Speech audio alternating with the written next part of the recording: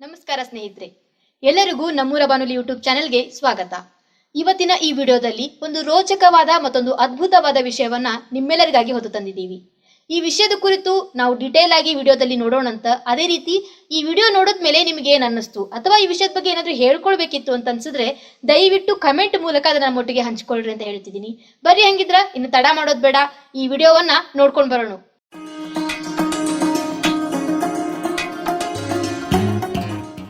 ಎಲ್ಲರಿಗೂ ನಮಸ್ಕಾರಗಳು.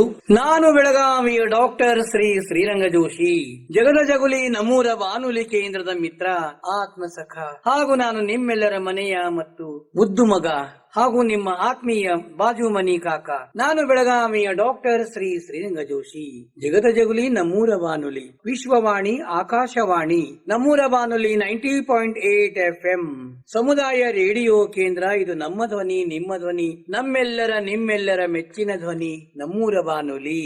ಕೇಳುವರೆ, ನಮ್ಮ ನಾಡು ನುಡಿ, ಕಲೆ, ಸಾಹಿತ್ಯ, ಸಂಗೀತ, ಪತ್ರಿಕೋದ್ಯಮ, ನ್ಯಾಯವಾದಿ, ಶೈಕ್ಷಣಿಕ, ವೈದ್ಯಕೀಯ ಹೀಗೆ ಹಲವಾರು ಕ್ಷೇತ್ರಗಳಲ್ಲಿ ಸಾಧನೆ ಮಾಡಿದಂತಹ ಮಹನೀಯರನ್ನು, ಮಹಿಳೆಯರನ್ನು ಪರಿಚಯ ಮಾಡಿಕೊಡುವುದೇ ನಮ್ಮೂರ ಬಾನುಲಿ ಕೇಂದ್ರದ ಮುಖ್ಯ ಉದ್ದೇಶ. ಕೇಳುವರೆ, ಇಂದಿನ ಮಹಾನ್ ಅತಿಥಿ ಶ್ರೀ ಅರುಣ್ ರಾಮಪ್ಪ ನೇಸರ್ಗಿ, ಪತ್ರಕರ್ತರು, ಅನೇಕ ಕ್ಷೇತ್ರಗಳಲ್ಲಿ ಕೆಲಸ ಮಾಡಿದವರು. ಕೇಳುಗರೆ, ಇವರು ಕೂಡ ಪ್ರಜ್ಞಾವಂತ, ಧೀಮಂತ, ಸತ್ಯಧರ್ಮ ಸಾಮ್ರಾಜ್ಞೆ, ಅಚ್ಚ ಕನ್ನಡಿಗರು ಕೂಡ ನನಗೆ ಬಹಳ ಹೆಮ್ಮೆಯ ವಿಷಯ ಅನ್ನುತ್ತದೆ. ಕೇಳುಗರೆ, ಇಂದಿನ ಈ ಸಂದರ್ಶನದಲ್ಲಿ ಮಧುರ ಮಾತುಗಳ ಸಂಭ್ರಮ, ಕಿಲಿಪಿಲಿಯ ಜಾತ್ರೆಯ ಶಬ್ದಗಳ ಝೇಂಕಾರ, ಇದು ಮನದಾಳದ ಮಾತುಗಳಿಂದ ಹೊರಬರುವ ಈ ಸಂದರ್ಶನ ಕಾರ್ಯಕ್ರಮದಲ್ಲಿ ಇದೊಂದು ಅದ್ಭುತ ಕಾರ್ಯ ನಮ್ಮೂರ ಬಾನುಲಿ ಕೇಂದ್ರದಿಂದ ಮಾತ್ರ. ಕೇಳುಗರೆ, ಇದು ಮನಸ್ಸಿನ ತರಂಗಗಳನ್ನು ಹದಮಾಡುವ ಕೇಂದ್ರ, ಇದು ಹೃದಯದ ರಂಗ ಮಂದಿರವೂ ಹೌದು. ವಾಡಿಕೆಯಂತೆ ಒಂದು ಬಸವಣ್ಣವರ ವಚನದೊಂದಿಗೆ ಇಂದಿನ ಈ ಕಾರ್ಯಕ್ರಮವನ್ನು ಆರಂಭ ಮಾಡೋಣಂತ.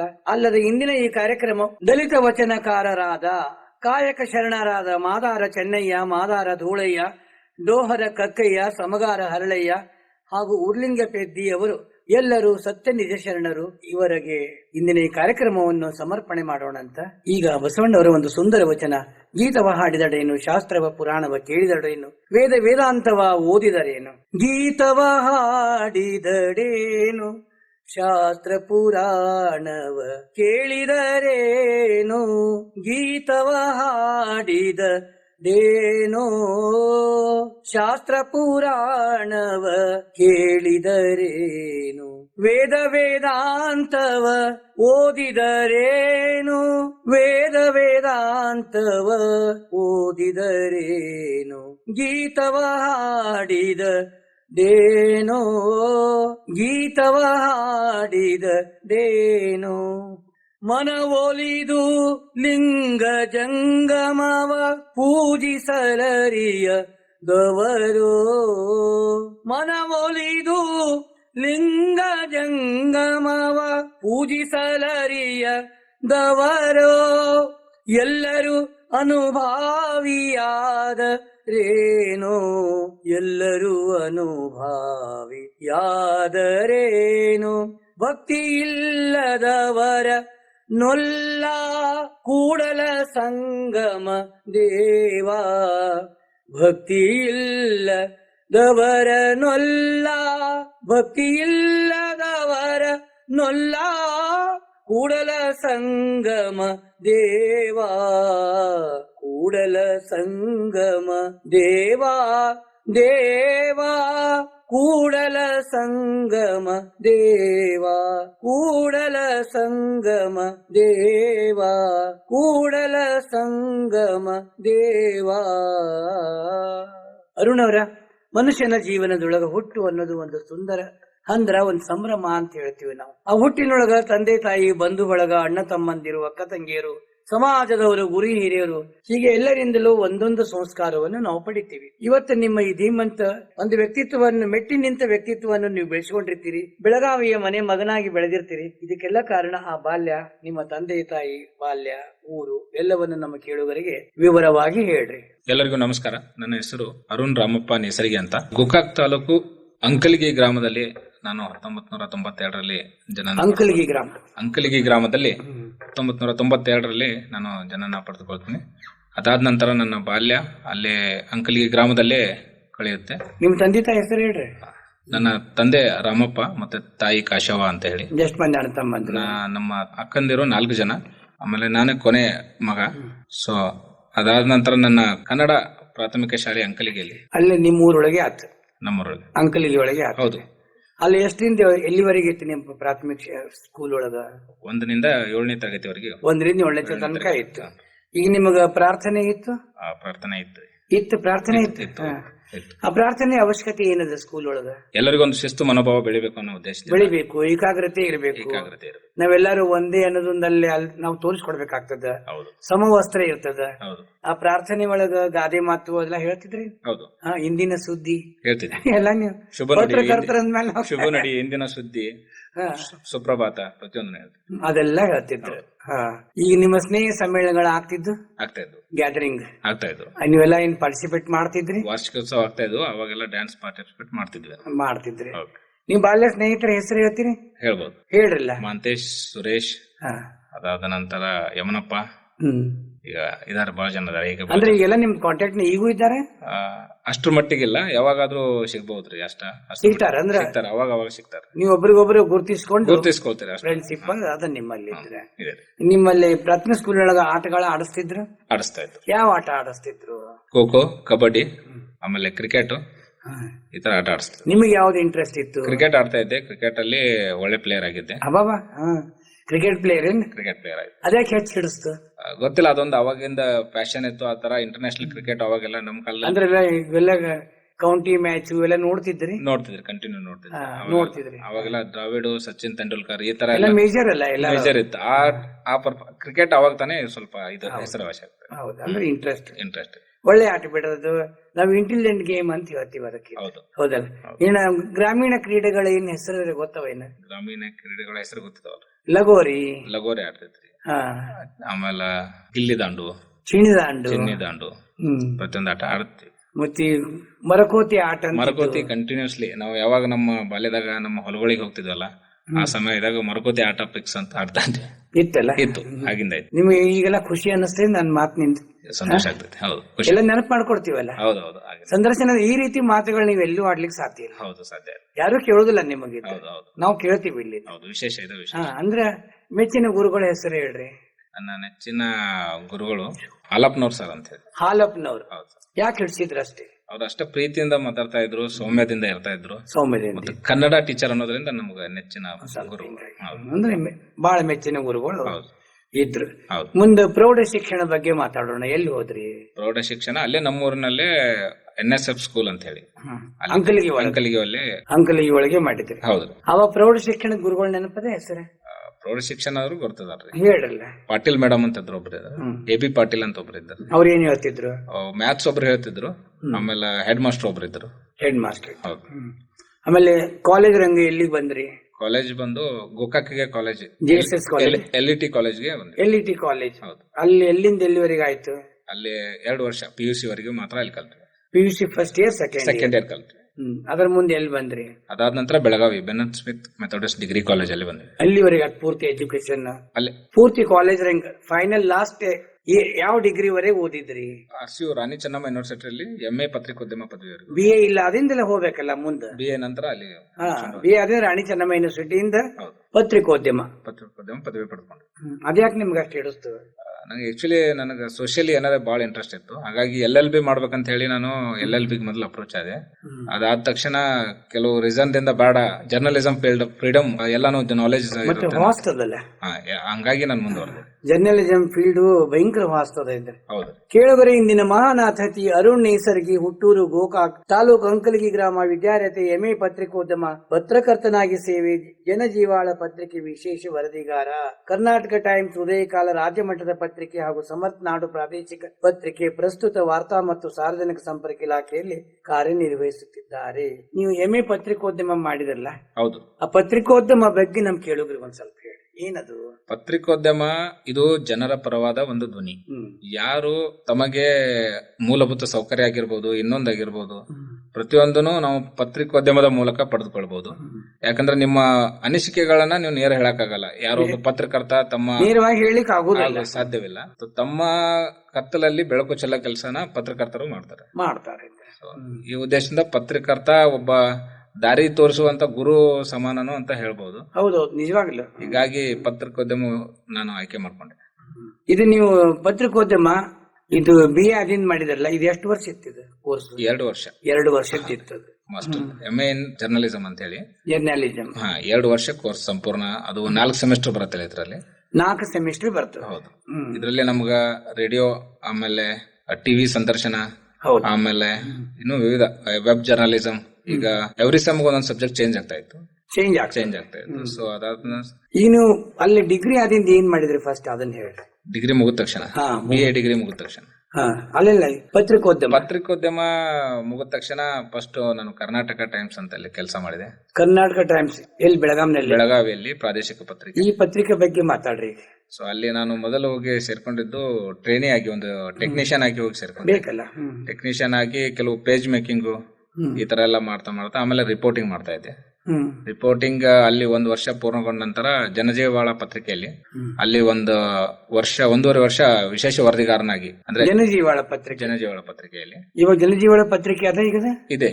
ಈಗ ಸುಮಾರು 75 ವರ್ಷದಿಂದ ಅದು ಪತ್ರಿಕೆ ಬಗ್ಗೆ ಮಾತಾಡ್ರಲ್ಲ, ಈಗ ಪೂರ್ತಿ ಮಾತಾಡ. 7 ಕೋಟಿ ಅಂತ ಹೇಳಿ ಸಂಪಾದಕರು, ಶಾಲಾ ಶಿಕ್ಷಕರು ಕೂಡ ಆಗಿದ್ರು. ಅವ್ರ ನಂತರ ಅವರು ಈಗ SS 7 ಕೋಟಿ ಅಂತ ಅವ್ರ ಮಗ ಮುಂದುವರಿಸ್ತಾ ಇದ್ದಾರೆ. ಸೊ ಅವರ ನಮ್ಮ ಸಂಪಾದಕರಾಗಿದ್ರು. ಅವಾಗಿಂದ ನಾನು ಅಲ್ಲಿ ಪತ್ರಕರ್ತನಾಗಿ 1.5 ವರ್ಷ ಕೆಲಸ ಮಾಡಿದೆ. ಕೇವಲ ವಿಶೇಷ ವರದಿ, ಅಂದ್ರೆ ಎಲ್ಲಿ ಗಟರು, ರಸ್ತೆ, ಟ್ರಾಫಿಕ್ ಸಮಸ್ಯೆಗಳಿದ್ದು ಇಂತಹ ವರದಿಗಳನ್ನ ಮಾತ್ರ ನಾನು ವಿಶೇಷವಾಗಿ ಮಾಡ್ತಾ ಇದ್ದೆ. ಇವೆಲ್ಲ ವರದಿ ಸಂಗ್ರಹಣೆ ಹೆಂಗ್ ಮಾಡ್ತೀರಿ ನೀವು? ನಾನು ಯಾವಾಗ ಮನೆಗೆ ಹೋಗ್ತಾ ಬರ್ತಾ ಏನ್ ನೋಡ್ತಾ ಇದ್ದೆ ಅದೇ ನನಗೆ ಒಂದು ಐಡಿಯಾಲಜಿ ಮೂಲಕ ಅದನ್ನ ನೋಡಿ ಅದನ್ನ ಒಂದು ಸ್ಟೋರಿ ರೆಡಿ ಮಾಡ್ಕೊಂಡು ಮಾಡ್ತಾ ಇದ್ದೆ. ಅಂದ್ರೆ ಅದು ಬುದ್ಧಿ ತಾನೇ ಬರ್ತದಂತ. ಆಟೋಮೆಟಿಕ್ ಆಗಿ ನೀವು ಎಲ್ಲಿ ಹೋಗ್ತಾರಲ್ಲ ಅಲ್ಲಿ ನೀವು ಅಲ್ಲಿ ತಪ್ಪುಗಳನ್ನ ಹುಡುಕಿದ ತಕ್ಷಣ ನಿಮ್ಗೊಂದು ವಿಶೇಷ ವಿಷಯ ಬರುತ್ತೆ. ಇವಾಗ ಜನಜೀವಾಳ ಒಳಗೆ ನೀವು ಅಂಕಣ ಬರಹಗಳನ್ನ ಹಾಕ್ತಿದ್ವಿ. ವಿತ್ ನಮ್ಮ ಬೈಲನ್ ಸ್ಟೋರಿನೂ ಬರುತ್ತೆ. ನನ್ನ ಹೆಸರಲ್ಲಿ ಅಂದ್ರೆ ನನ್ನ ಹೆಸರ ಇರುವಂತ ಒಂದು ಸ್ಟೋರಿ ಬರುತ್ತೆ. ಇವರೇ ಬರಹಗಾರರು ಇವರು ಅಂತ ಹೇಳಿ ಒಂದು ನಮ್ಮ ಹೆಸರು ಮೆನ್ಷನ್ ಮಾಡಿ ಸ್ಟೋರಿ ಕೊಡ್ತಾ ಇದ್ವಿ, ಹಾಕ್ತಾ ಇದ್ವಿ. ಈಗ ನೀವು ಅವ್ರು ಏನ್ ನಿಮ್ಗಿನ್ನು ಕೆಲವು ಬರ್ದನು ತಂದು ಕೊಟ್ಟು ಹೋಗ್ತಾರ ನಲ್ಲಿ ಇದ್ರೆ. ಈಗ ನಮ್ದೇ ಒಂದ್ ಸುದ್ದಿ ಹಾಕ್ಬೇಕಾಗತ್ತೆ, ನೀವು ಸಂಗ್ರಹಣೆ ಮಾಡಿಲ್ಲ, ನಾವು ಅಲ್ಲಿ ಬಂದ್ ಕೊಡ್ತೀವಿ. ಆತರ ಇದ್ರೆ ನಾನು ಅಲ್ಲಿ ಎಲ್ಲಿ ಯಾವ್ದು ಕೊಡ್ತಿರಲ್ಲ ಅದನ್ನ ಸ್ಥಳ ಪರಿಶೀಲನೆ ಮಾಡಿ ಅದು ಏನೈತಿ ಕೊಡ್ತಾ ಇದ್ವಿ. ಯಾರು ಕೊಟ್ಟಿದ್ದ ಹಾಕ್ಲಿಕ್ಕೆ ಬರಂಗಿಲ್ಲ, ಕೇಳ್ತೀವಿ ನಾವಿಲ್ಲ. ನಾವು ಅದನ್ನ ಎವಿಡೆನ್ಸ್ ಇಟ್ಕೊಂಡ್ ಬರಿಬೇಕಾಗತ್ತೆ. ಎವಿಡೆನ್ಸ್ ಇಟ್ಕೊಂಡ್ ಬರಿಬೇಕಲ್ಲ. ಹೌದು, ಯಾವ್ದೋ ಜನ ಓದ್ತಾರಲ್ಲ, ಅದಕ್ಕೊಂದ್ ಸಾಕ್ಷಿ ಬೇಕಲ್ಲ. ಇದ್ರೆ ಸಾಕ್ಷಿ ಇಲ್ಲದೆ ನಾವು ಪತ್ರಕರ್ತರ ಆಗಕ್ ಸಾಧ್ಯನೇ ಇಲ್ಲ. ನೀವು ಪತ್ರಿಕಾ ರಂಗ ಅಂತಿರಲ್ಲ, ಇದ್ರೊಳಗೆ ನಿಮ್ಗೇನ್ ಅಡೆತಡೆಗಳು ಹಿಂಗೆಲ್ಲ ಏನ್ ಬರ್ತಾವೇನ್ ಫೇಸ್ ಮಾಡೋದು ಪ್ರಾಬ್ಲಮ್ಸ್? ಸಾಕಷ್ಟು ಸವಾಲುಗಳು ಬರ್ತಾವ. ಹೇಳ್ರಲ್ಲ ಕೆಲವು ಸಮಸ್ಯೆಗಳನ್ನ ಹೇಳ್ರಿ. ಫಸ್ಟ್ ಒಂದು ಹ್ಯುಮ್ಯಾನಿಟಿ ಬೇಸ್ ಅಂದ್ರೆ ನಮ್ ಕೇಳುಗರಿ ಬೇಕಾಗ್ತಾವ. ಸಾಕಷ್ಟು ಸವಾಲುಗಳು ಬರ್ತಾವ. ಏನ್ ಸಮಸ್ಯೆ ಅಂದ್ರೆ ನಾವು ಯಾವ್ದೋ ಒಂದು ವರದಿ ಮಾಡ್ಬೇಕಾದ್ರೆ ಸೊ ಅದನ್ನ ಮೊದಲ ಸತ್ಯಾಸತ್ಯತೆ ಪರಿಶೀಲನೆ ಮಾಡ್ಬೇಕು. ಕೆಲವೊಂದು ಹ್ಯುಮ್ಯಾನಿಟಿ ಬೇಸ್ ಮೇಲೆ ನಾವು ಮಾಡಬಾರ್ದು ಅನ್ನೋ ಸಂದರ್ಭಗಳು ಬರ್ತಾವ. ಹಂಗೂ ಇರ್ತಾವ. ಮಾಡಬಾರ್ದು ಇವ್ ಮಾಡಿದ್ರೆ ಇನ್ನೊಬ್ರಿಗೆ ಜೀವನಕ್ಕೆ ತೊಂದರೆ ಆಗ್ತದೆ. ಕರೆಕ್ಟ್. ಆತರ ಸಂದರ್ಭಗಳು ಬಂದಾಗ ಕೆಲವೊಂದು ನಾವು ಅವ್ರದ ವಿಷಯಗಳನ್ನ, ಅವರ ವೈಯಕ್ತಿಕ ವಿಚಾರಗಳನ್ನ ಗೌಪ್ಯವಾಗಿಟ್ಟು ವರದಿ ಮಾಡಿ ಸಮಾಜಕ್ಕೆ ತಿಳಿಸುವಂತ ಕೆಲಸ ಮಾಡ್ತೀವಿ. ಸೊ ಇನ್ನೂ ಅನೇಕ ಅಡೆತಡೆಗಳು ಬರ್ತಾವ. ಟೆಕ್ನಿಕಲಿ ಏನಂದ್ರೆ ನಾವು ಸರಿಯಾದ ಸಮಯದಲ್ಲಿ ವರದಿ ತಲುಪಿಸಬೇಕು. ಯಾಕಂದ್ರೆ ಇವತ್ತು 2-3 ದಿನದಲ್ಲಿ ಯಾವ್ದೋ ಒಂದು ಸಮಸ್ಯೆ ಇರುತ್ತೆ, ಅದನ್ನ ಇಮಿಡಿಯೇಟ್ ಆಗಿ ತಲುಪಿಸಿದ್ರೆ ಮಾತ್ರ ನಮ್ಗ ಆ ಜನಗಳಿಗೆ ನ್ಯಾಯ ಸಿಗಕ್ ಸಾಧ್ಯ. ಇಲ್ಲಾಂದ್ರೆ ಅಷ್ಟರೊಳಗೆ ಏನೋ ರಿಕವರಿ ಆಗಿಬಿಡುತ್ತೆ, ಏನೋ ಒಂದು ಸಮಸ್ಯೆ ಇದ್ರೂ ಅದು ರಿಕವರಿ ಆಗಿಬಿಡುತ್ತೆ. ಸೊ ಮುಚ್ಚಾಕುವಂತ ಕೆಲಸಗಳು ಆಗ್ತಾವ. ಹೌದು, ಸಾಧ್ಯ ಆಗ್ತಾವ. ಈಗ ನೀವು ಜನರಿಗೆ ನಿಮ್ಗೊಂದು ಪೇಪರ್ ತಯಾರಾಗಬೇಕಾದ್ರೆ ಹಲವಾರು ಕ್ಷೇತ್ರಗಳಲ್ಲಿ ನೀವು ಕೆಲಸ ಮಾಡ್ಬೇಕಾಗ್ತದೆ. ಹೌದು, ಒಳಗೆಲ್ಲ ಇದ್ರೆ ನೀವು ಅದನ್ನೆಲ್ಲ ಕ್ಷೇತ್ರಗಳಲ್ಲಿ ಕೆಲಸ ಮಾಡಿ ನಿಮ್ಗೆ ಅವಾಗಿನ ಒಂದು ತೃಪ್ತಿ ಅನ್ನಿಸ್ತದೇನೆ, ನಾವ್ ಮಾಡಿದ್ದು ಸರಿಯದ? ನಿಮಗ್ ಹಿಂಗ ಸಂಪೂರ್ಣ ತೃಪ್ತಿ ಇದೆ. ಯಾಕೆ ಯಾವ್ದೋ ಒಂದು ಕೆಲಸ ಮಾಡಿದ್ರೆ ನಾವು ಬೆಳಿಗ್ಗೆ ಕೆಲಸ ಮಾಡಿ ಮನೆಗೆ ಹೋಗ್ತಿದ್ವೇನೋ, ಬಹುಶಃ ಈಗ ಜನಸೇವೆ ಅನ್ನೋ ಒಂದು ಕೆಲಸ ಇದು. ಪತ್ರಕರ್ತನಾಗಿ ಒಂದು ಜನಸೇವೆ ಕೂಡ, ನಮ್ಮ ವೈಯಕ್ತಿಕ ಜೀವನ ನಡೆಸೋದು ಅಲ್ಲದೆ ಇದೊಂದು ಸೇವಾ ಮನೋಭಾವನೆ ಮಾಡುವಂತ ಕೆಲಸ. ಸೇವಾ ಮನೋಭಾವ ಅಂತ ತಿಳ್ಕೊಬೇಕು. ಸೇವಾ ಮನೋಭಾವನೆಯಿಂದ ಮಾಡೋ ಕೆಲಸ ಅಂದ್ರೆ ಸಂಪೂರ್ಣ ನಮ್ಮ ಜೀವನ ಅದ್ರೊಳಗೆ ಮರ್ಜಿ ಮಾಡ್ಲಿಕ್ಕೆ ಸಾಧ್ಯ ಇಲ್ಲ. ಅದ್ರೊಳಗೆ ಹೌದು, ಸೇವಾ ಮನೋಭಾವನೆ ನಾವು ತಿಳ್ಕೊಂಡ್ ಮಾಡ್ಲೇಬೇಕು. ಈಗ ಉದಯ ಕಾಲ ರಾಜ್ಯ ಮಟ್ಟದ ಪತ್ರಿಕೆ ಏನಿದು? ಉದಯ ಕಾಲ ಅಂತ ರಾಜ್ಯ ಮಟ್ಟದ ಪತ್ರಿಕೆ, ಅಲ್ಲಿ 1 ವರ್ಷ ನಾನು ಸಬ್ ಎಡಿಟರ್ ಆಗಿ ಪತ್ರಿಕೆ ಬಗ್ಗೆ ಹೇಳಿ. ಇವರು ಬಸವರಾಜ್ ಅಂತ ಹೇಳಿ ಇಲ್ಲಿ CO ಆಗಿ ಇರ್ತಾರೆ ಬೆಂಗಳೂರಿಂದ. ಸೊ ಇದು ನಮ್ಮ ರಾಜ್ಯ ಮಟ್ಟದ ಉದಯಕಾಲ ಪತ್ರಿಕೆ. ಇಲ್ಲಿ 1 ವರ್ಷ ಸಬ್ ಎಡಿಟರ್ ಅಂದ್ರೆ ಉಪ ಸಂಪಾದಕನಾಗಿ ನಾನು ಕೆಲಸ ಮಾಡಿದೆ.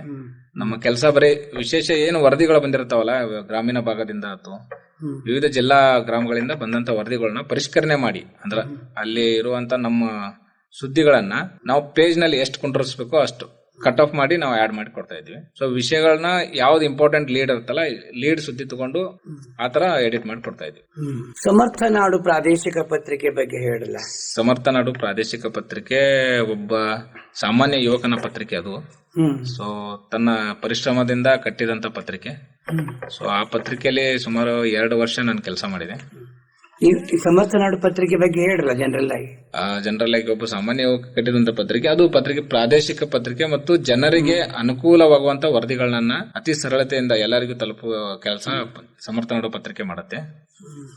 ಎನ್ನ ಮನ ಮತ್ತೊಂದಕ್ಕೆ ಇಂದಿಲ್ಲ ಕಂಡಯ್ಯ, ನಿಮ್ಮ ನೆನೆವೆ ನಾನು ಎನ್ನ ನೆನೆವೆ ನೀನು, ನಿನಗೆಯೂ ಎನಗೆಯೂ ಒಂದೇ ಮನ ನೋಡಯ್ಯ, ಎನ್ನ ಮನ ಮತ್ತೊಂದಕ್ಕೆ ಇಂದಿಲ್ಲ ಕಂಡಯ್ಯ, ನಿಮ್ಮ ನೆನೆವೆ ನಾನು ಎನ್ನ ನೆನೆವೆ ನೀನು, ನಿನಗೆಯೂ ಎನಗೆಯೂ ಒಂದೇ ಮನ ನೋಡಯ್ಯ, ಎನ್ನ ಮನ ಮತ್ತೊಂದಕ್ಕೆ ಇಂದಿಲ್ಲ ಕಂಡಯ್ಯ.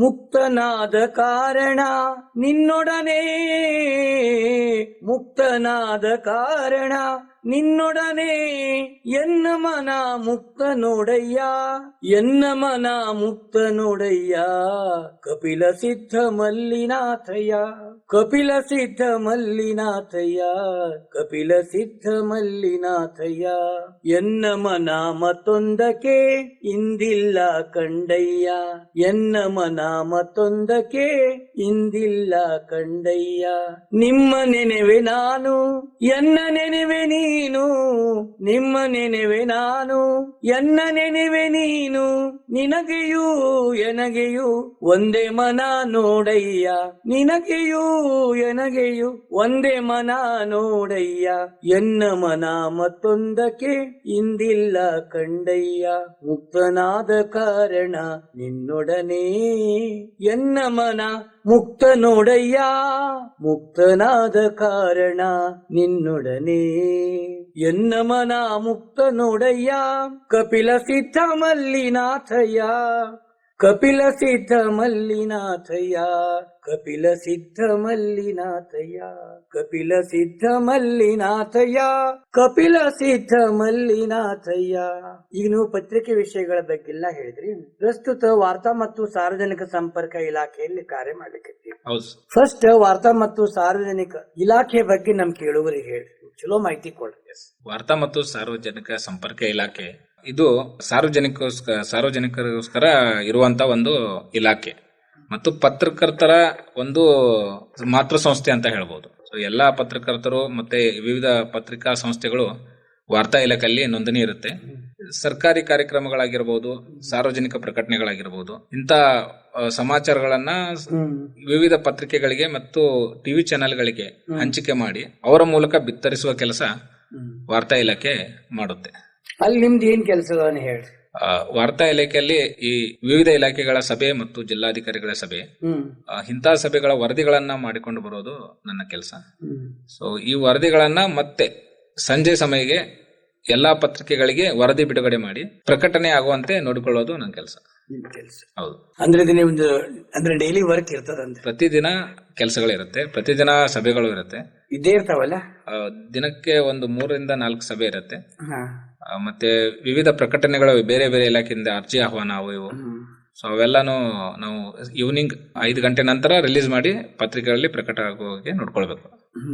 ಈಗ ವಾರ್ತಾ ಇಲಾಖೆದೊಳಗೆ ನಿಮ್ಗೇನ್ ನೀವು ಮಾಡ್ತಿರಲ್ಲ ಕೆಲಸ, ನೀವಿದ್ರೆ ಹೌದು, ನಿಮ್ ಜೊತೆಗೆ ಸಿಬ್ಬಂದಿನೂ ಮತ್ ಬೇರೆ ಇದಾರೆ ಸಿಬ್ಬಂದಿ. ನಮ್ಮ ಯಾವ ಟೈಪ್ ಕೆಲಸಗಾರ ಇದ್ದಾರೆ? ಮತ್ತೆ ಅಲ್ಲಿ ಅಕೌಂಟ್ ಸೆಕ್ಷನ್ ಇದಾರು ಮತ್ತು ಜಾಹೀರಾತು ಬಿಡುಗಡೆ ಕೆಲಸಗಾರ ಇದಾರೆ. ಜಾಹೀರಾತು ಅದ್ರ ಬಗ್ಗೆ ಮಾತಾಡ್ಲಿಲ್ಲ. ಜಾಹೀರಾತು ವಾರ್ತಾ ಇಲಾಖೆಯಿಂದ ಪ್ರೋತ್ಸಾಹ ರೂಪದಲ್ಲಿ ಕೆಲವು SC ST ಪತ್ರಕರ್ತರಿಗೆ ಜಾಹೀರಾತು ಬಿಡುಗಡೆ ಮಾಡ್ತಾರೆ. ಅಂದ್ರೆ ಏನದು? ಅದು ಸರ್ಕಾರದಿಂದಾನ ಒಂದು ದಿನಕ್ಕೆ 1 ಪುಟ, ಅದು ತಿಂಗಳಿಗೆ 1 ಪುಟ ಅಂತ ಹೇಳಿ ಒಂದು ಜಾಹೀರಾತುಗಳು ಬಿಡುಗಡೆ ಮಾಡ್ತಾರೆ. ಸೊ ಜಾಹೀರಾತನ್ನು ಬಿಡುಗಡೆ ಮಾಡಿ ಸರ್ಕಾರ ಏನ್ ಅನುದಾನ ಕೊಡುತ್ತೆ ವಾರ್ತಾ ಇಲಾಖೆ ಮೂಲಕ ಅವರಿಗೆ ಅದನ್ನು ಸಂಭಾವನೆ ಕೊಡೋದು ವಾರ್ತಾ ಇಲಾಖೆ ಕಾರ್ಯನಿರ್ವಹಿಸುತ್ತೆ. ಸೊ ಅವ್ರು ಕೊಡ್ತಾರೆ. ಹೌದು. ಅಂದ್ರೆ ರಫ್ಲಿ ಎಷ್ಟು ಕೊಡ್ತಾರೆ ಇದ್ರೆ? ಇದ್ರ ಮಾಹಿತಿ ಇಲ್ಲ, ನಾನು ವರದಿಗಾರರಾಗಿ. ವರದಿಗಾರ ಗೊತ್ತಿಲ್ಲ, ಇಲ್ಲಿ ಏನ್ ತಪ್ಪಿಲ್ಲ, ಅದು ವಿಷಯ ಕೇಳ್ತೀವಿ, ಗೊತ್ತಿಲ್ಲ ಇಷ್ಟೇ ಇತ್ತು. ಹೌದು. ಈಗ ನೀವು ವಾರ್ತಾ ಮತ್ತು ಪ್ರಸಾರ ಇಲಾಖೆ ಅಂತ ಹೇಳಿದ್ರಲ್ಲ ನೀವು, ಹೌದು. ಈಗ ನೀವು ಅಲ್ಲಿ ಕೆಲಸ ಮಾಡೋ ನಿಮಗೇನ್ ಅಡೆತಡೆಗಳು ಬರ್ತಾವೇನ್, ಸಮಸ್ಯೆಗಳೇನು? ಕೆಲವು ಇಲಾಖೆಗಳಿಂದ ಅರ್ಜಿ ಆಹ್ವಾನ ಅಂತ ಹೇಳಿ 1-2 ದಿನದಲ್ಲಿ ಪ್ರಕಟಣೆ ಕೊಟ್ಟಿರ್ತಾರೆ. ಸೊ ಅದು ಜನರಿಗೆ 1-2 ದಿನ ತಲುಪ್ಸಕ್ ಆಗಲ್ಲ. ಲಾಸ್ಟ್ ಡೇಟ್ ಈಗ 3 ತಾರೀಕು. ಹೌದೌದು, ಆಗ್ಬೇಕಲ್ಲ. 1ನೇ ತಾರೀಕು ಕಟ್ತಾರೋ 3 ತಾರೀಕು ಇರುತ್ತೆ. 1ನೇ ತಾರೀಕು ನಾವು ರಿಲೀಸ್ ಮಾಡಿಟ್ಟು 2ನೇ ತಾರೀಕು ಕೆಲವು ಪತ್ರಿಕೆಗಳು ಅದನ್ನ ಪ್ರಕಟಣೆ ಮಾಡ್ತಾವು, ಕೆಲವು ಪತ್ರಿಕೆಗಳು ಪ್ರಕಟಣೆ ಮಾಡಲ್ಲ. ಸೊ ಜನರಿಗೆ ತೊಂದರೆ ಆಗುತ್ತೆ. ಸೊ ಅವು ಅಡೆತಡೆ. ನಮಗೆ ಬಿಫೋರ್ ಆಗಿ ಮುಂಚೆನೆ ಕೊಟ್ರೆ ಅವನ್ನೆಲ್ಲ ಸಲೀಸಾಗಿ ಜನರಿಗೆ ರಿಲೀಸ್ ಮಾಡಿಸಬಹುದು ಅಂತ. ಅವಾಗ ನಿಮ್ ಜನರ ಒತ್ತಡ ಬರ್ತದೆ ಏನಿದ್ರೆ? ಕೆಲವೊಂದು ಬಂದಿರ್ತಾವ್ರು ವಾರ್ತಾ ಇಲಾಖೆಗೆ, ನೀವು ಬೇಗ ಪ್ರಕಟಣೆ ಸರಿಯಾದ ಸಮಯ ಕೊಡಲ್ಲ, ನೀವು ಈ ಒಂದೇ ದಿನ ಬಾಕಿ ಇರುವಾಗ ಕೊಟ್ಟಿದ್ರಿ, ನಮ್ಗೆ ಅರ್ಜಿ ಸಲ್ಲಿಸಕ್ ಕಾಲಾವಕಾಶ ಬೇಕಾಗಿತ್ತು. ಸೊ ಅದು ಇಲಾಖೆಯವರು ಮಾಡೋದ್ರಿಂದ ಇದು ವಾರ್ತಾ ಇಲಾಖೆ ಅದನ್ನ ಫೇಸ್ ಮಾಡಿ ಕೆಲವೊಂದನ್ನ ಅಡ್ಜಸ್ಟ್ ಮಾಡಿ ಪ್ರಕಟಣೆ ಮಾಡ್ಲೇಬೇಕಾಗುತ್ತೆ. ಅಂದ್ರೆ ನೀವು ಅದನ್ನ ಸಮಸ್ಯೆ ಸಾಲ್ವ್ ಮಾಡ್ಕೋತೀರಲ್ಲ? ಮಾಡ್ತೀವಿ. ಎಕ್ಸ್ಟೆಂಡ್ ಮಾಡ್ಕೊಟ್ರಂದ್ರೆ ಅದನ್ನ ಎಕ್ಸ್ಟೆಂಡ್ ಮತ್ತು ದಿನಾಂಕ ಮುಂದೂಡಲಾಗಿದೆ ಅಂತ ಹೇಳಿ ಕೊಟ್ಟು ಸರಿಪಡಿಸ್ತೀವಿ. ಇವಾಗ ನೀವು ಹೊರಗಿನ ಸಭೆ ಸಮಾರಂಭಗಳು ಖಾಸಗಿ ಅದು ನೀವೇನು ಹೋಗೋದಿಲ್ಲ? ಖಾಸಗಿ ಸಭೆ ಸಮಾರಂಭ ನಮಗೆ ಒಳಪಡೋದಿಲ್ಲ, ನಮ್ಮ ವ್ಯಾಪ್ತಿಗೆ ಬರೋದಿಲ್ಲ. ಸರ್ಕಾರಿ ಸುದ್ದಿ ಮತ್ತು ಸರ್ಕಾರಿ ಇಲಾಖೆ ಸಂಬಂಧಪಟ್ಟಿದ್ದಷ್ಟೇ ನಿಮಗೆ ನೀವು ಮಾತ್ರ. ಇದ್ರೆ. ಹೌದು. ಈಗ ಸರ್ಕಾರಿ ಇಲಾಖೆನ ನೀವು ಅಂದ್ರೆ ದಿನ ವರ್ಕ್ ಇರ್ತದ ಅಂತ ಹೇಳಿದ್ರಲ್ಲ ನೀವು, 3-4 ಸಭೆ ಇರ್ತಾವ ಅಂತ ಹೇಳಿದ್ರಲ್ಲ ಇದ್ರೆ. ಈಗ ಕೆಲವು ಕಲಹಗಳು ಆಗ್ತಾವಲ್ಲ ಹೌದು ಸಭೆಗಳೊಳಗ, ಹೌದು, ಅದನ್ನ ನೀವೇನ್ ಹಾಕುದಿಲ್ಲ ಏನಿದ್ರೆ? ನಾವು ಬರಿಬೇಕಾದ್ರೆ ಯಾವುದೇ ಕಲಹ ಆಮೇಲೆ ಯಾವುದೇ ಒಂದು ತೊಂದರೆ ಗೊಂದಲಗಳ ಬಗ್ಗೆ ಏನು ಬರೆಯಲ್ಲ, ಏನು ಬರೆಯಲ್ಲ. ಸ್ಪಷ್ಟವಾಗಿ ಸರ್ಕಾರದ ಅಭಿವೃದ್ಧಿ ಕಾರ್ಯಗಳು ಮತ್ತು ಮಾಹಿತಿ ಮಾತ್ರ ನಾವು ಬರಿತೀವಿ. ಈ ಕಲಹ ಇದ್ರೆ ಅದನ್ನ ಯಾರು ಬಗೆಹರಿಸ್ತಾರ? ಅಲ್ಲಿ ಕಲಹಗಳು ಜಿಲ್ಲಾ ವ್ಯಾಪ್ತಿಯಾಗಿ ಕೆಲವು ಅಧಿಕಾರಿಗಳಿಂದ ಬಗೆಹರಿದು, ಮತ್ತು ಇತರೆ ಪತ್ರಿಕೆಗಳು ಡೈರೆಕ್ಟ್ ಆಗಿ ಪತ್ರಿಕಾ ಸ್ವಾತಂತ್ರ್ಯ ಇರೋದ್ರಿಂದ ಅವರು ಡೈರೆಕ್ಟ್ ಆಗಿ ಬರಿಬಹುದು. ಅವರು ಬರಿಬಹುದು. ಪತ್ರಕರ್ತನ ನಿಜವಾದ ಲಕ್ಷಣಗಳು ಏನೇನ್ ಇರ್ಬೇಕು ಹೇಳ್ರಿ ಕೇಳುಗರಿಗೆ? ಪತ್ರಕರ್ತನಾಗಿ ಫಸ್ಟ್ ಅಬ್ಸರ್ವೇಷನ್, ನಮ್ಮ ನಿರೀಕ್ಷೆ ಯಾವುದು ಎಲ್ಲಾನು ಪ್ರತಿಯೊಂದನ್ನು ಗಮನಿಸಬೇಕಾಗತ್ತೆ. ನಾವು ಅಬ್ಸರ್ವೇಷನ್ ಗಮನಿಸಬೇಕು. ಪ್ರತಿಯೊಂದು ಗಮನಿಸಬೇಕಾದ ವಿಷಯಗಳು ಯಾವ್ಯಾವ ಇರ್ತಾವ? ಪ್ರತಿಯೊಂದು ಗಮನಿಸಬೇಕಾದ್ರೆ ಇದೇ ತರ ಅಂತಲ್ಲ, ಯಾವ ವಿಷಯದ ಬಗ್ಗೆ ನಾವು ವರದಿ ಮಾಡ್ತೀವಿಲ್ಲ ಪ್ರತಿಯೊಂದನ್ನು ಆಳವಾಗಿ ತಿಳ್ಕೋಬೇಕು. ಯಾರೇ ಮಾತಾಡ್ಬೇಕಾದ್ರೆ ಸೂಕ್ಷ್ಮವಾಗಿ ಗಮನಿಸಿ ಅದರ ವಿಷಯನ ಅಲಿಸಿಕೊಂಡು ಅದರಲ್ಲಿ ಏನು ಸರಿ ಇದೆ ತಪ್ಪಿದೆ ಅವನ್ನೆಲ್ಲ ಅವಲೋಕನ ಮಾಡ್ಕೊಳ್ಬೇಕಾಗುತ್ತೆ. ಆಮೇಲೆ ಮತ್ತೆ ಇನ್ನೇನ್ ಬೇಕು? ಡೇರಿಂಗ್ ಬೇಕು, ಒಂದು ಧೈರ್ಯ ಅನ್ನೋದು ಬೇಕು ಬೇಕಲ್ಲ. ಧೈರ್ಯ ಈಗ ನಾವು ಒಂದು ವರದಿ ಮಾಡ್ಬೇಕಾದ್ರೆ ಅದ್ರದ್ದು ಧೈರ್ಯನ ಮುಖ್ಯ ಕಾರಣ. ಪ್ರತಿಯೊಂದು ಧೈರ್ಯ ಇಲ್ಲದೆ ನಾವು ಏನು ಮಾಡಕ್ ಸಾಧ್ಯ ಇಲ್ಲ. ಸೊ ಪತ್ರಕರ್ತೆಗೆ ಮೊದಲು ಧೈರ್ಯ ಬೇಕು. ಸೊ ಅದಾದ ನಂತರ ವರದಿಗೆ ಸೂಕ್ತ ಜ್ಞಾನ ಬೆಳೆಸ್ಕೊಳಕ್ ಒಂದು ಸಹಕಾರಿ ಆಗುತ್ತೆ. ಕರೆಕ್ಟ್ ಅದ ಹೇಳೋದು, ಕರೆಕ್ಟ್. ಹೌದು. ಇಲ್ಲಿ ಯಾವ ಬೆದರಿಕೆ ಹಂಗೇನ್ ಬರೋದಿಲ್ಲ. ಇಲಾಖೆ ಕೆಲಸ ಈಗ ಸದ್ಯದ ಮಟ್ಟಿಗೆ ಇಲಾಖೆ ಕೆಲಸ ಮಾಡೋದ್ರಿಂದ ಯಾವ ಬೆದರಿಕೆಗಳು ಸಪೋರ್ಟ್ ಇರ್ತದಲ್ಲ. ಸೊ ನಾವು ಅಭಿವೃದ್ಧಿ ಕಾರ್ಯಗಳನ್ನ ಅಷ್ಟೇ ನಾವು ಪ್ರಚಾರ ಪಡಿಸೋದ್ರಿಂದ ಸಂಬಂಧ ಬರೋದಿಲ್ಲ, ಯಾವ ಸಮಸ್ಯೆ ಬರೋದಿಲ್ಲ. ಹೌದು. ಈಗ ನಿಮ್ ಜನರಲ್ ಆಗಿ ನಾವು ಕೇಳ್ತೀವಿ, ಈಗ ನಾನು ಒಂದ್ ಪೇಪರ್ ತೆಗಿಬೇಕು, ಏನೋ ಒಂದು ಕನ್ನಡ ನೋಡಿ ಏನೋ ಒಂದ್ ಇಟ್ಕೊಂಡು, ಅದಕ್ ಬೇಸಿಕ್ ಪ್ರಿಪರೇಷನ್ಸ್ ಏನೇನ್ ಬೇಕಾಗ್ತದೆ? ಪತ್ರಿಕೆ ತೆಗಿಯೋಕೆ ಯಾವುದೇ ಮಾನದಂಡ ಅಥವಾ ಪದವಿಗಳು ಯಾವಿಲ್ಲ, ಯಾವುದೇ ಕ್ವಾಲಿಫಿಕೇಶನ್ ಇಲ್ಲ, ಯಾವುದೇ ಇಲ್ಲ. ಸೊ ಅದು PRJ press register general of India ಅಂತ ಹೇಳಿ ಕೇಂದ್ರ ಸರ್ಕಾರದ ಒಂದು ಇಲಾಖೆ ಇದೆ. ಅಲ್ಲಿ ಆನ್ಲೈನ್ ಪ್ರೊಸೆಸ್ ಇದೆ. ಆನ್ಲೈನ್ ಪ್ರೊಸೆಸ್ ಮೂಲಕ ನೀವು ರಿಜಿಸ್ಟರ್ ಮಾಡ್ಕೊಂಡು ಪತ್ರಿಕೆ ಸ್ವಂತವಾಗಿ ತೆಗಿಬಹುದು. ನೀವು ಸ್ವಂತ ನಿಮ್ಮ ಪ್ರಿಂಟಿಂಗ್ ಖರ್ಚು ಮೂಲಕ ನೀವು ಅದನ್ನು ಪ್ರಕಟಣೆ ಮಾಡಬಹುದು. ಅಂದಾಜು ಎಷ್ಟು ಪುಟಗಳು ಇರ್ಬೇಕಂತದ? ಅದು ಡೈಲಿ, ವೀಕ್ಲಿ ಮತ್ತೆ ಮಾಸಿಕ, ಮಾಸಿಕ ಆಮೇಲೆ ನಮ್ಮ ವೀಕ್ಲಿ ಪೇಪರ್ ಅದು ಇರುತ್ತೆ. ಸೊ ಅವನ್ನ ನಾವು ಅಲ್ಲೇ ರಿಜಿಸ್ಟರ್ ಪ್ರೊಸೆಸ್ ಮಾಡುವಾಗ, ಆನ್ಲೈನ್ ಮಾಡುವಾಗ ಅದನ್ನ ನೋಂದಣಿ ಮಾಡ್ಕೊಂಡು ಆ ಪತ್ರಿಕೆ ತೆಗಿಬಹುದು. ಅಲ್ಲ, ಮಿನಿಮಮ್ ಎಷ್ಟು ಇರ್ಬೇಕು ಹಿಂಗ್ ತೆಗಿಲಿಕ್ಕೆ? 4 ಪುಟ ಕಂಪಲ್ಸರಿ. 4 ಪುಟ ಕಂಪಲ್ಸರಿ ಇರ್ಬೇಕು, ಕಡ್ಡಾಯವಾಗಿ 4 ಪುಟ ಇರಲೇಬೇಕು. ಇವಾಗ ನೀವು ಆ ಪತ್ರಿಕೆ ಏನು ಹೊಸಬ್ರು ತೆಗಿತಾರಲ್ಲ, ಅದನ್ನ ಸರಳ ಅಂತೀರೇನ್ ನೀವು? ಈಗ ಇಂಟರ್ನೆಟ್ ಬಂದಿಂದ ಹೇಳ್ತೀನಿ ನಾನು. ಇಲ್ಲ, ಈಗ ಮಾಹಿತಿ ಸಂಗ್ರಹಣೆ ಸರಳ ಆಗ್ಬಿಟ್ಟದಲ್ಲ. ಹೌದು, ಪತ್ರಿಕೆ ತೆಗೆದು ಅದನ್ನ ಓದುಗರಿಗೆ ತಲುಪಿಸೋದು ಈಗಿನ ಸಮಸ್ಯೆ ಅನ್ನೋದಕ್ಕಿಂತ ಈಗ ಎಲ್ಲರೂ ಪ್ರತಿಯೊಬ್ರು ಟೆಕ್ನಿಕಲಿ ಎಷ್ಟು ಪೇಪರ್ ಅವಲ್ಲ ಲೋಕಲ್ ಅಂದಾಜ್ ಎಷ್ಟವ? ಲೋಕಲ್ ಸ್ಥಳೀಯ ಸುಮ್ ಅಂದಾಜ್ ರಫ್ಲಿ ಎಷ್ಟವ? ಇಲ್ಲ, ನಮ್ಮ ಇಲಾಖೆಗೆ ನೋಂದಣಿ ಇರೋದು ಒಂದು 47 ಜಿಲ್ಲಾ ಮಟ್ಟದ ಪತ್ರಿಕೆಗಳು ಇರಬಹುದು. ಸೊ ಇನ್ನೂ ರಿಜಿಸ್ಟರ್ ಯಾವ ಆಗ್ತಾ ಇದಾವೆ, ಬರ್ತಾ ಇದಾವೆ, ನೋಡ್ಬೇಕ್ರಿ. ಇನ್ನೂ ಆಗ್ತಾ ಇದಾವೆ. ಸೊ ನನ್ನ ಪ್ರಕಾರ ಡಿಜಿಟಲಿ ಇಂಪ್ರೂವ್ಮೆಂಟ್ ಆಗ್ತಾ ಇರೋದ್ರಿಂದ ಪತ್ರಿಕೆದ್ದು ಸ್ವಲ್ಪ ಕುಗ್ತಾ ಇದೆ ಅನ್ನೋದು ನನ್ನ ವೈಯಕ್ತಿಕ ಅನಿಸಿಕೆ. ಈಗ ಡಿಜಿಟಲ್ ಬಗ್ಗೆ ಮಾತಾಡ್ರಲ್ಲ, ಏನದು ಡಿಜಿಟಲ್? ಕೇಳುವರಿಗೆ ಕೊಡ್ರಿ. ಪ್ರತಿಯೊಬ್ಬರಿಗೂ ಕ್ಷಣ ಮಾತ್ರದಲ್ಲಿ ಸುದ್ದಿ ಅಥವಾ ಯಾವುದೇ ಒಂದು ಮಾಹಿತಿಯನ್ನ ಅವರ ಮೊಬೈಲ್ ಮೂಲಕ ಅಥವಾ ಅವರ ಮೆಸೇಜ್ ಮೂಲಕ ಯಾವುದೋ ಒಂದು ಸಂವಹನ ಮಾಧ್ಯಮದ ಮೂಲಕ ಇಮಿಡಿಯೇಟ್ ಆಗಿ ತಲುಪಿಸಿದ್ರೆ ಡಿಜಿಟಲ್ ಮಾಧ್ಯಮ. ಸೊ ಅದರಿಂದ ಪತ್ರಿಕೋದ್ಯಮ ಈಗ ಆಲ್ಮೋಸ್ಟ್ ಯಾವ ಪೇಪರ್ ಇದಾರೋ ಅವರು ಎಲ್ಲಾರು ಒಂದು ವೆಬ್ ಮಾಡ್ಕೊಂಡ್ ಬಿಟ್ಟಿದ್ದಾರೆ. ಸೊ ಪತ್ರಿಕೆ ಪ್ರಕಟಣೆ ಮಾಡೋ ಇನ್ನು ಪತ್ರಿಕೆ ಓದುಗರಿಗೆ ಬೇರೆ, ಡಿಜಿಟಲ್ ಪತ್ರಿಕರ್ತರು ಅವ್ರು ಓದೋರು ಬೇರೆ. ಸೊ ಅಂತ ಓದುಗರು ಇರೋದ್ರಿಂದ ವೆಬ್ಸೈಟ್ ಮೂಲಕ ಅವ್ರಿಗೆ ಸುದ್ದಿ ತಲುಪಿಸುವಂತ ಕೆಲಸಗಳನ್ನು ವೆಬ್ಸೈಟ್ ಮೂಲಕ ನಾವು ಪತ್ರಿಕೆಗಳು ಮಾಡ್ತಾ ಇದ್ದಾವೆ. ನೀನೊಲಿದರೆ ಕಲ್ಲೆಲ್ಲ ಕನಕವಯ್ಯ, ನೀನೊಲಿದರೆ ಹುಲ್ಲೆಲ್ಲ ರಾಜನವಯ್ಯ. ನೀನೊಲಿದರೆ ಕಲ್ಲೆಲ್ಲ ಕನಕವಯ್ಯ, ನೀನೊಲಿದರೆ ಹುಲ್ಲೆಲ್ಲ ರಾಜನವಯ್ಯ. ನೀನೊಲಿದರೆ ಕೊರಡೆಲ್ಲ ಕಾಮಧೇನು ಅಯ್ಯ, ನೀನೊಲಿದರೆ ಕೊರಡೆಲ್ಲ ಕಾಮಧೇನು ಅಯ್ಯ. ನೀನೊಲಿದರೆ ಬರಡೆಲ್ಲ ಕಲ್ಪವೃಕ್ಷವಯ್ಯ, ನೀನೊಲಿದರೆ ಬರಡೆಲ್ಲ ಕಲ್ಪವೃಕ್ಷವಯ್ಯ. ನೀನೊಲಿದರೆ ಕಲ್ಲೆಲ್ಲ ಕನಕವಯ್ಯ, ನೀನೊಲಿದರೆ ಹುಲ್ಲೆಲ್ಲ ರಾಜನವಯ್ಯ. ನೀನೊಲಿದರೆ ಏನಿಲ್ಲ ಏನುಂಟು ಅಯ್ಯ, ನೀನೊಲಿದರೆ ಏನಿಲ್ಲ ಏನುಂಟು ಅಯ್ಯ. ಅಖಂಡೇಶ್ವರ ಅಖಂಡೇಶ್ವರ ಅಖಂಡೇಶ್ವರ ಅಖಂಡೇಶ್ವರ ಅಖಂಡೇಶ್ವರ. ಅರುಣವರ ಇನ್ನ ವೈಯಕ್ತಿಕ ಜೀವನದ ಬಗ್ಗೆ ನಾವು ಬರ್ತೀವಿ. ಈಗ ನೀವೊಬ್ಬ ಪತ್ರಕರ್ತನಾಗಿದ್ದೀರಿ ಅಂತೀರಿ. ಹೌದು. ಇದಕ್ಕೆ ನೀವು ಮನಿ ಬಿಟ್ಟು ಮನಿ ಹೋಗ್ತೀರಿ, ಕೆಲ್ಸಕ್ಕಂತ ಹೋಗ್ತೀರಿ, ಹೌದು, ಕೆಲ್ಸಕ್ಕೆ ಬರ್ತೀರಿ. ಇದಕ್ಕೇನು ಟೈಮ್ ಬಂಧನ ಇರ್ತದೇನ? ಸಮಯ ಅಂತ ಯಾವುದು ನಿಗದಿ ಇರಲ್ಲ. ಸರ್ಕಾರಿ ಕಚೇರಿ ವೇಳೆ 10:30ರಿಂದ 5:30 ಅಂತ ನಾವು ಕಚೇರಿ ನಿಗದಿ ಮಾಡಿದ್ರು ಕೆಲವೊಂದು ಸಭೆ ಸಮಾರಂಭಗಳು ಇಷ್ಟೇ ಅವಧಿಗೆ ನಮ್ಗೆ ಕರೆಕ್ಟ್ ಆಗಿ ಸಿಗಲ್ಲ. ಸೊ ಯಾವ್ದೋ ಒಂದು VIP ಬರ್ತಾರೆ, ಮಂತ್ರಿಗಳು ಬರ್ತಾರೆ, ಯಾರೋ ಬರ್ತಾರೆ. ನಾವು 10 ಗಂಟೆಗೆ ಪ್ರೋಗ್ರಾಮ್ ಅಂತ ಇರ್ತೀವಿ. 10 ಗಂಟೆಗೆ ನಾವು ಅಟೆಂಡ್ ಆದ್ರೂ ಅದು 12 ಗಂಟೆ 1 ಗಂಟೆ ಸ್ಟಾರ್ಟ್ ಆಗುತ್ತೆ. ಸೊ ಅದನ್ನ ವರದಿ ಮುಗಿಸೋದಕ್ಕೆ 3 ಗಂಟೆ ಆಗುತ್ತೆ. ಅದನ್ನ ರಿಲೀಸ್ ಮಾಡೋದಕ್ಕೆ 5 ಗಂಟೆ ಆಗುತ್ತೆ. ಸೊ ಹೀಗಾಗಿ ಸಮಯ ಇದೇ ತರ ಅಂತ ನಿಗದಿ ಇರಲ್ಲ. ಮತ್ತೆ ಇದಕ್ಕೆಲ್ಲ ನೀವು ಮನಿಗೆ ಹೋಗ್ತಿರಲ್ಲ, ಹೌದು, ಮನಿ ಒಳಗೆ ಸರ್ಕಾರ ಇರ್ತದ? ಸರ್ಕಾರ ಕೊಡ್ಲೇಬೇಕು ಅನಿವಾರ್ಯವಾಗಿ. ಅಲ್ಲ, ಕೊಡಬೇಕಾರೆ ಒಬ್ಬೊಬ್ರು ಸ್ವಭಾವ ಇದು ಇರ್ತದಲ್ಲ. ಇಲ್ಲ, ನಾನು ಮುಖ್ಯವಾಗಿ ನಮ್ಮ ಪತ್ನಿ ಸವಿತಾ ಅಂತ ಹೇಳಿ ಮಾತಾಡ ಮನೆಯವ್ರ ಬಗ್ಗೆ. ಸವಿತಾ ಅಂತ ಹೇಳಿ ನಾನು ಜರ್ನಲಿಸಂ ಮಾಡೋದಕ್ಕೆ ಕಾರಣ ಅವರು. ಸೊ ಅವ್ರ ಮೂಲಕ ನಾನು ಅವರೇ ಕಾರಣ. ಹೆಂಗ್ ಕಾರಣ? ನಾನು ಇತರೆ ಇಲಾಖೆ ಇತರೆ ಒಂದು ಕಂಪ್ನಿಗಳಲ್ಲಿ ಕೆಲಸ ಮಾಡ್ಬೇಕಾದ್ರೆ ನಾನು LLB ಮಾಡೋ ಡಿಸಿಷನ್ ತಗೊಂಡಾಗ, ಇಲ್ಲ LLB ಬೇಡ, ನೀನು ಜರ್ನಲಿಸಂ ಮಾಡು, ನಿನಗೆ ಬರೆಯೋ ಕೌಶಲ್ಯ ಮತ್ತು ಅವ್ರ ಪರಿಚಯ ಹೆಂಗ ಆತಂದ? ಪರಿಚಯ ನನ್ನ ಜೂನಿಯರ್ ಅವರು 1 ವರ್ಷ ಕಾಲೇಜ್ನವ್ರ ಪರಿಚಯ. ಸೊ ಅವರು ಕಾಲೇಜ್ ನಂತರ ನಾವು ಮನೇಲಿ ಹೇಳಿ ಅದಾದ ನಂತರ ಅರೇಂಜ್ ಮ್ಯಾರೇಜ್. ಒಂದು ಸ್ತ್ರೀ ಶಕ್ತಿ ಹಿಂದ್ ಇರ್ತದಂತಾರ, ಪುರುಷನ ಹಿಂದ 100%. ನನ್ನ ವಿಚಾರವಾಗಿ ವೈಯಕ್ತಿಕವಾಗಿ 100% ಸ್ತ್ರೀ ಶಕ್ತಿಯಿಂದಾನೆ ಮುಂದೆ ಬರೋದು ಅಂತ ನಾ ಹೇಳ್ಬೋದು. ನಮ್ಮೂರ ಬಾನುಲಿ ಮೂಲಕ ನಿಮ್ಮ ಮನೆಯವ್ರಿಗೆ ಏನಾದ್ರು ಮಾತಾಡ್ಸಿ ಹೇಳ್ರಿ, ಏನ್ ಹೇಳ್ತೀರಿ ಹೇಳ್ರಿ. ತುಂಬಾ ಧನ್ಯವಾದಗಳು. ನಾ ಈ ಸ್ಟೇಜಿಗೆ ಬರ್ತನೋ ಬೆಳಿತನೋ ಅನ್ನೋ ಕಾರಣಕ್ಕೆ ಪ್ರತಿಯೊಂದಕ್ಕೂ ಅವರ ಕಾರಣ. ಕೆಲವೊಂದು ಬೇಸಿಕ್ ಡಿಸಿಪ್ಲಿನ್ ಹಿಡ್ಕೊಂಡು ಪ್ರೊಫೆಷನಲಿ ನಾನು ಎಷ್ಟು ಮುಂದುವರಿಬೇಕು ಎಲ್ಲಾ ಸಹಕಾರನು ನಮ್ಮ ಮಿಸಸ್ ಕೊಟ್ಟಿದ್ದಾರೆ.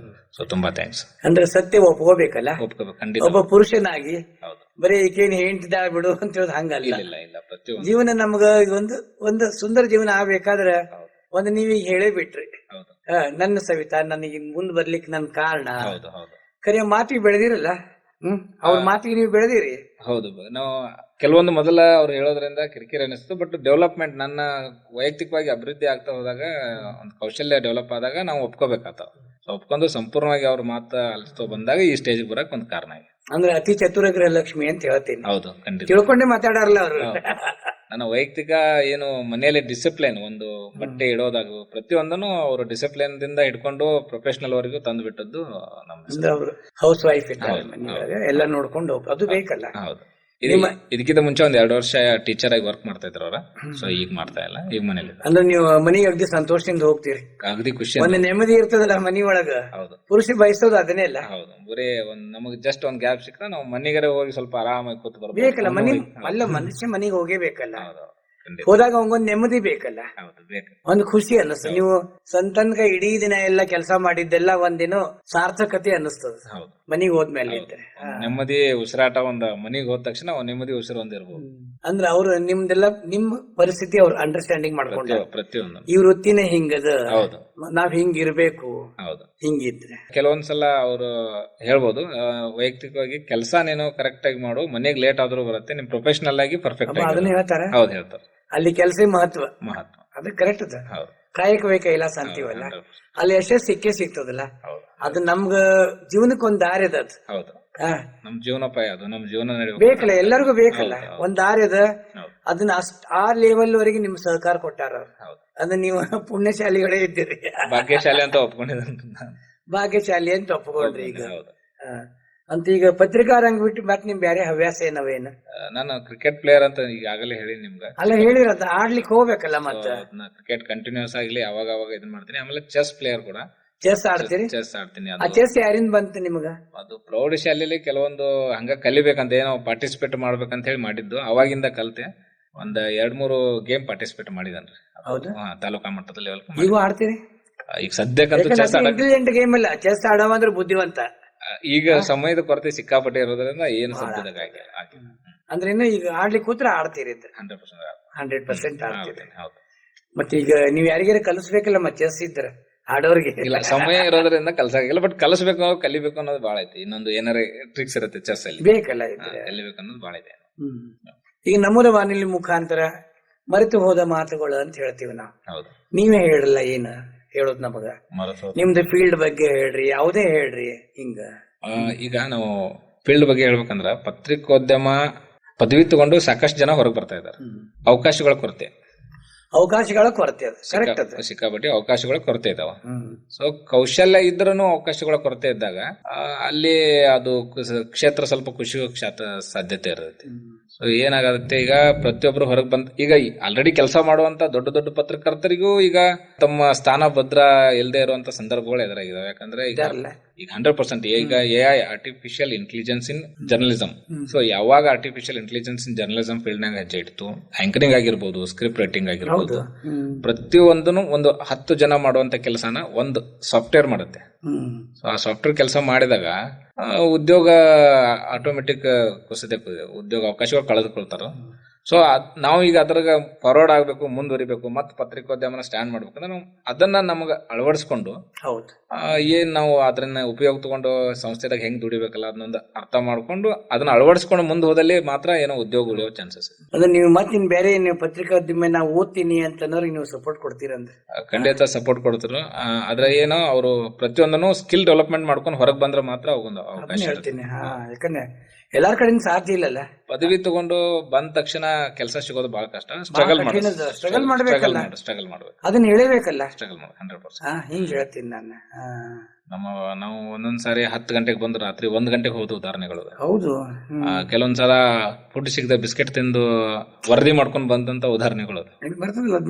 ಯಾಕಂದ್ರೆ ಸುದ್ದಿ ಒಯ್ಲಿಲ್ಲ ಅಂದ್ರೆ ಜೀವನದೊಳಗ ಆ ಅನುಭವಗಳು ಬೇಕಲ್ಲ. ಆ ಅನುಭವಗಳಿಂದ ನಾವು ಬೆಳಿತೀವಲ್ಲ, ಎತ್ತರಕ್ಕೆ ಬೆಳಿತೀವಿ. ಅವತ್ ನಿಮ್ಗೆ ತೊಂದರೆ ಆಗ್ತದೆ, ಬಟ್ ಬೆಳವಣಿಗೆ ಇರ್ತದೆ ನೆಕ್ಸ್ಟ್ ಡೇ. ಅದ್ರಿಂದ ಏನೋ ಒಂದು ಕಲಿತೀವಿ, ಮತ್ತೆ ಮುಂದೆ ಹೋಗಕ್ಕೆ ಒಂದು ಅನುಕೂಲ ಆಗುತ್ತೆ. ಈಗ ನೀವು ಪತ್ರಿಕೋದ್ಯಮ ವರ್ಕ್ ಎಲ್ಲಾ ಮಾಡ್ತಿರಲ್ಲ, ಈ ಅವಾರ್ಡ್ಸ್ ಗಳು ಏನ್ ಕೊಡ್ತಾರೆ ಏನಿದ್ರೆ ಹೊರಗಿನಿಂದ? ಅವಾರ್ಡ್ಸ್ ಇದಾವ್ರಿ, ಜಿಲ್ಲಾ ಮಟ್ಟದ್ದು. ಆಮೇಲೆ ಈಗ ಪತ್ರಕರ್ತರ ಸಂಘದಿಂದ ಕೆಲವೊಂದು ಅದಾವು.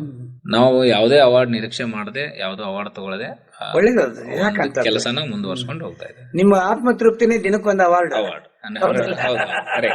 ಕರೆ ಮತ್ತ ಅವ್ರನ್ನ ಬೆನ್ನೆ ತಗೋದು ಮಾಡೋದು ಕರೆ, ಅದರಿಂದ ಏನ್ ಪ್ರಯೋಜನ ಇಲ್ಲ. ಕರೆ ಈಗ ಅವಾರ್ಡ್ಗಳು ಏನಾಗತ್ರಿ, ಈಗ ಸೀಮಿತ ಅವಾರ್ಡ್ಗಳು ಆದ್ರಿಂದ ನಾವು ನಮ್ಮ ಕ್ಷೇತ್ರದಾಗ ನೀಟಾಗಿ ಒಂದು ಕೆಲಸ ಮಾಡ್ಕೊಂಡು ಹೋದ್ರೆ ಸಾಕು, ಹೊರಗೆ ಗೌರವ ಸಿಗ್ತದೆ. ಸಾಕು. ಸಾಕಷ್ಟು ಜನ ಗುರುತಿಸಿ ಪ್ರೀತಿಯಿಂದ ಮಾತಾಡ್ತಾರೆ. ಅದನ್ನ ಬೇಕು ನಮಗೆ, ನಿಮ್ಮನ್ನು ಗುರುತಿಸ್ತಾರೆ. ಹೌದು. ಈಗ ನಾವು ಏನೇ ಎಂತ ಮಿನಿಸ್ಟರ್ ಕಾರ್ಯಕ್ರಮ ಇದ್ದಿದ್ರು ಮಾಧ್ಯಮದವರಿಗೆ ಧನ್ಯವಾದಗಳು ಹೇಳ್ತಾರಲ್ಲ, ಪತ್ರಕರ್ತರಿಗೆ ಧನ್ಯವಾದಗಳು. ಫಸ್ಟ್ ಪತ್ರಕರ್ತರಿಗೆ ವೆಲ್ಕಮ್ ಮಾಡ್ಕೊಂಡು ಲಾಸ್ಟ್ ಧನ್ಯವಾದ ಹೇಳ್ತಾರಲ್ಲ. ಅಂದ್ರೆ ಒಂದ್ ಅಂತಸ್ತದ, ಸ್ಟೇಟಸ್ ಅದ, ಗೌರವ ಅದ. ಇದು ನಮಗೂ ಬಹಳ ಖುಷಿ ಅನ್ನಿಸ್ತದಲ್ಲ ಇದಿದ್ರೆ. ಅರುಣ್ ಅವರ, ಈಗ ನಮ್ಮೂರ ಬಾನುಲಿ ಕೇಂದ್ರಕ್ಕೆ ಬಂದ್ರಿ, ನಮ್ ಕೇಳುಗರಿಗೆಲ್ಲ ಅದ್ಭುತ ವಿಚಾರಗಳ ವಿನಿಮಯಗಳನ್ನ ನಾನು ಮಾಡಿದ್ದೆಲ್ಲ ಹೇಳಿದ್ರಿ, ಕೇಳಿದ್ರಿ, ಬಹಳ ಸಂತೋಷ ಅನ್ನಿಸ್ತದ. ಏನಾಗ್ತದೆ, ಈಗ ಸಮಯದ ಬಂಧನ ಒಂದಿರ್ತದೆ. ಹೌದು ಹೌದು ಸಮಯದೇವಿಗೆ ನಾವು ಶಿರ್ಸಾ ವಹಿಸ್ಬೇಕಾಗ್ತದ. ಮಾತುಗಳು ಎಷ್ಟೇ ಇರ್ಲಿ ಶೇಷ ಉಳಿತಾವ್. ಅಗಳ ಮರ್ತಿ ಹೋದ ಮಾತುಗಳಂತೀವಲ್ಲ, ಅವೇನಾಗ್ತದ ಆಗಲಿ, ನಮ್ಗೆ ಇಲ್ಲಿಗೆ ಇಷ್ಟು ಆತ್ಮತೃಪ್ತಿ ಇರ್ಲಿ, ಸಾರ್ಥಕತೆ ಇರ್ಲಿ. ಈಗ ನಮ್ಮ ಜಾನಪದ ಜಗತ್ತಿನ ಅರಸಿ ಹೇಳ್ತಾಳಿದ್ರೆ, ಮುಗ್ದಾವ ನಮ್ಮ ಜೋಳ ಉಳ್ದಾವ ನಮ್ಮ ಹಾಡ ಅಂತ ಹೇಳಿದ್ರು. ಹಂಗ ಡಾಕ್ಟರ್ ಶ್ರೀರಂಗ ಜೋಶಿ ಅವರ ಮಾತುಗಳು, ಆಮೇಲೆ ಪತ್ರಕರ್ತರಾದಂತ ಶ್ರೀ ಅರುಣ ರಾಮಪ್ಪ ನೇಸರಿಗೆ ಅವರ ಮಾತುಗಳು ಇನ್ನೂ ಉಳ್ದಾವ. ಮತ್ ನಿಮ್ಮನ್ನ ಮುಂದಿನ ಸಂಚಿಕೆ ಒಳಗೆ ಮತ್ ಕರೆಸ್ತೀನಿ. ಹೊಸ ವಿಷಯಗಳೊಂದಿಗೆ ಮತ್ತೆ ನಾವು ಚರ್ಚೆ ಮಾಡೋಣ, ಹೊಸ ವಿಷಯಗಳ ಚಿಂತನ ಮಂಥನ ಮಾಡೋಣ. ಈಗ ನಮ್ಮ ಬೇಂದ್ರೆ ಅವ್ರು ಹೇಳ್ತಾರ ನಮಗ, ಮಾತು ಮಾತು ಮತಿಸಿ ಬಂತು ಕನ್ನಡವೆಂಬ ನವನೀತ ಅಂತ ಹೇಳಿದ್ರು. ಹಂಗ ನಮ್ದು ಮಾತುಗಳಿಂದ ಒಂದು ಹೊಸ ವಿಷಯಗಳನ್ನು ನಾವು ಕೇಳುಗರಿಗೆ ಮತ್ ಮುಂದಿನ ಸಂಚಿಕೆ ಒಳಗೆ ಕೊಡೋಣ ಅಂತ ಈ ಕಾರ್ಯಕ್ರಮಕ್ಕೆ ವಿದಾಯ ಹೇಳ್ತೀನಿ. ಮತ್ತಿನ್ನೊಮ್ಮೆ ನಮನಗಳನ್ನು ಹೇಳಿ ಕಾರ್ಯಕ್ರಮ ಮುಕ್ತಾಯ ಮಾಡ್ತೀನಿ. ಧನ್ಯವಾದಗಳು.